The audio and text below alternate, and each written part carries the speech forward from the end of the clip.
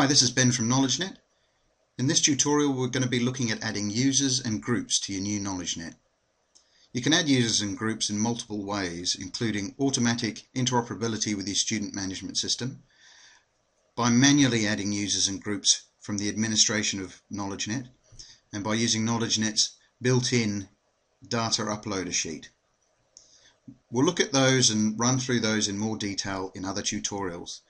In this one we're going to focus on using the simple spreadsheet that was sent to you when you first registered with KnowledgeNET. If you haven't got that or you've lost it, simply contact our support desk and we'll send you another one. Very, very simple, so let's jump into it. Here's the spreadsheet. It might be in one of several forms, either an Excel or an Open Office, depending on whether you use Macs and PCs. All we need to do is simply open it up and enter the content in the relevant fields. You'll notice that there's three tabs, one for classes, one for students and caregivers, and one for teachers. You'll find this sheet is a simplified form of the version that's built into KnowledgeNET. So once you know this, you'll be able to automatically do it yourself using the inbuilt one in KnowledgeNET. All we need to do then is to simply fill out the content that's in these tabs. First one's really, really simple. Obviously this is the name of your classes. There's some demo ones in there now. Let's just say for this school we've only got room 1, room 2 and room 3. So let's delete these other ones and add in room 3. And that's it for classes. Simple as that. You can add as many as you have. There's no limit in KnowledgeNET. We're going with 3 here for this one. Let's go to students and caregivers. Click on the tab, and again there's some demo data in there.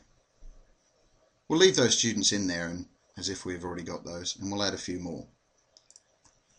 So let's add me. I'm a student. Ben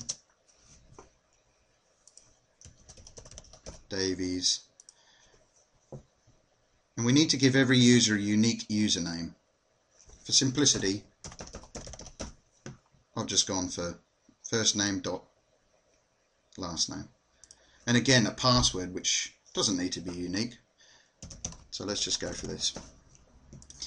When you set up your KnowledgeNET, you can automatically force users to change their password on the first login, etc. But we'll look at that again in another tutorial. So let's just start off with something that's easy for everyone to jump into. We'll add an email address if you know it. Again, you can edit these or change it another time. I'm going to make one up.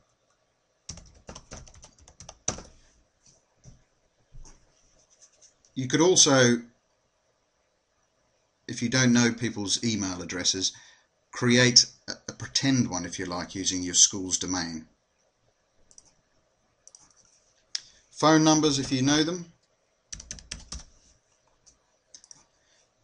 And in the class info you can add them to the rooms that they're in. I'm in room 2 and I'm also in room 3 because I'm a special student. Now what we have is a caregiver info. For this simple spreadsheet we're only using one caregiver.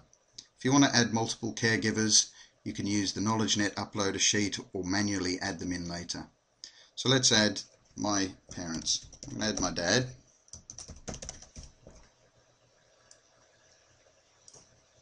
And again I'm going to give him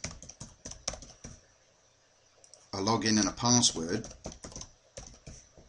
because I want him to be able to log into KnowledgeNET as a caregiver, see what's going on, get information from the school and the teachers. And again, if you don't know all this stuff, you can add it in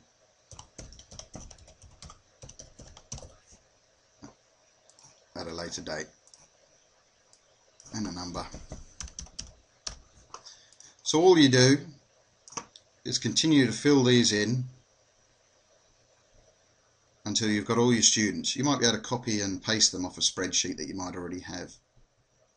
And the last one is your teachers.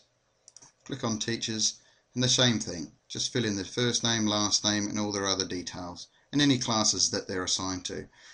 The classes that they're assigned to will show up and be accessible to them once they're uploaded to their KnowledgeNET. And that's it. Save the file. Save it on the desktop here. Call it as you like. Perfect. Let's change that to your school name.